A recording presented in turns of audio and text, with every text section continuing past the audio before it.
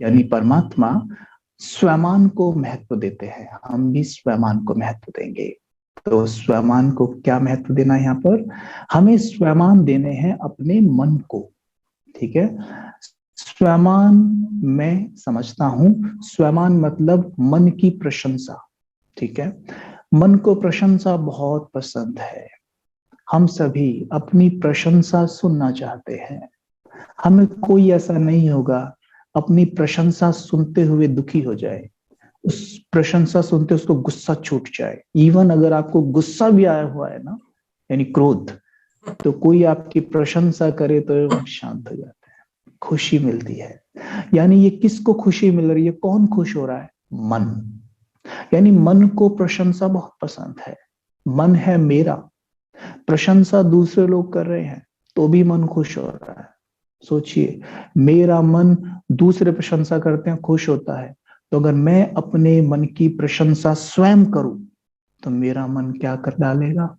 लेकिन हम अपने मन की प्रशंसा नहीं करते हैं, उसे कोसते हैं। अब देखिए प्रशंसा कैसे करनी है। जैसे हम अपने मन को स्वयं देते हैं कि हे मेरे मन, आप बहुत शांत है। हे मेरे मन, आप बहुत शक्तिशाली हैं।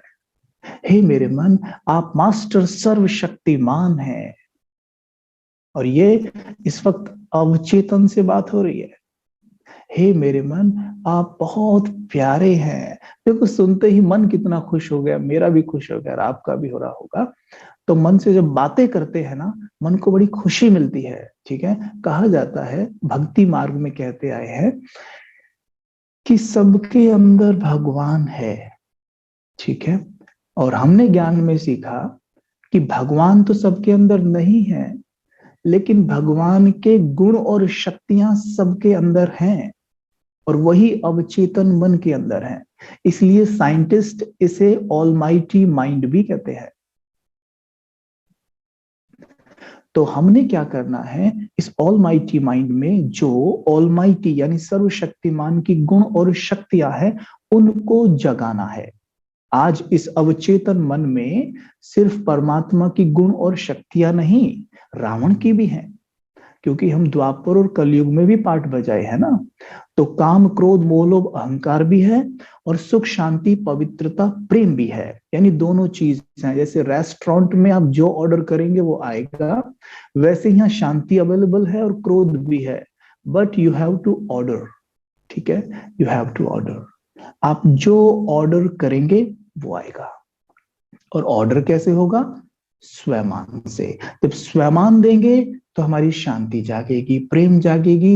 यानी परमात्म ज्ञान के वो स्वयं जब हम अपने मन को देंगे तो परमात्मा की शक्तियां और ज्ञान जो गुण है वो सब जाग जाएंगे।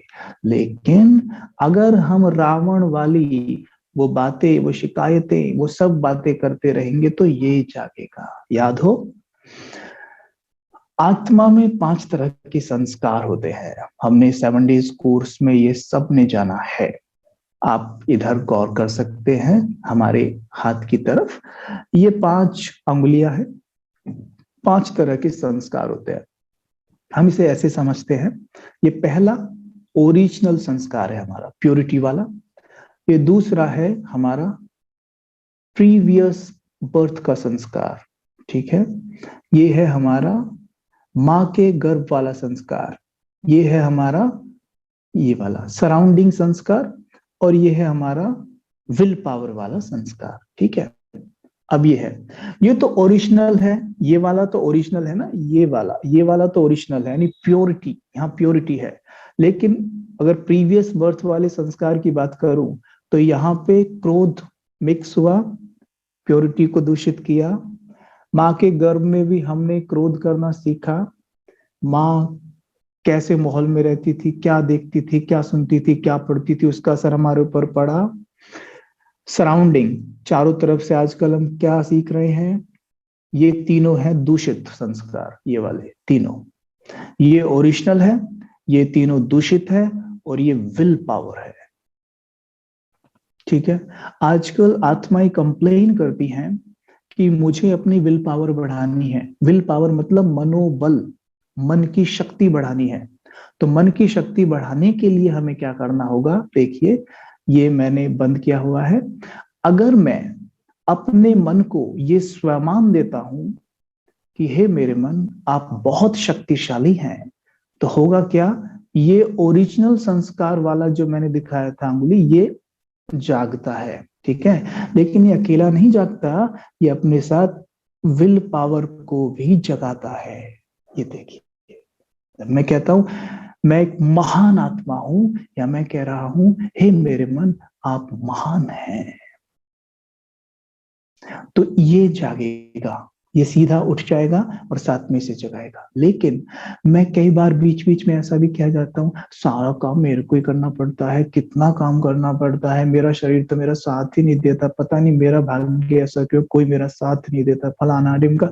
शिकायत करते हैं। परमात्मा कहते हैं जो कंप्लेन करते हैं वो कभी कंप्लीट नहीं बन सकते। तो जब हम कंप्लेन करते हैं ना, तो ये वाले संस्कारों का आह्वान करते हैं। ये तीन थे ना जो मैंने बताया था, दूषित है, ये जाग जाते हैं। और जब ये जागेंगे ना, तो ये दोनों सो जाते हैं। ओरिजिनल और विल पावर वाला सो जाएगा और ये जाग जाएगा, ठीक है। आज कलयुग में सबके ये जागे हुए हैं, ये वाले, इसलिए काम, क्रोध, मोह, लोभ, अहंकार से भरे हुए हैं। लेकिन हम ब्राह्मणों का फिलहाल आपको हंसी आएगी, हम ब्राह्मणों का ये हो रहा है भाई, ये है। यानी हमारे सब जागे हुए हैं, यानी हमारी प्योरिटी भी काम कर रही है और कभी कभी क्रोध भी काम कर जाता है, ठीक है। तो हमने अब क्या करना है? अगर सिर्फ इन दोनों को जगाना है और इन तीनों को सुला देना है, तो केवल और केवल अपने मन से वो ही बातें करें जो शिव बाबा मुरली में बोलते हैं।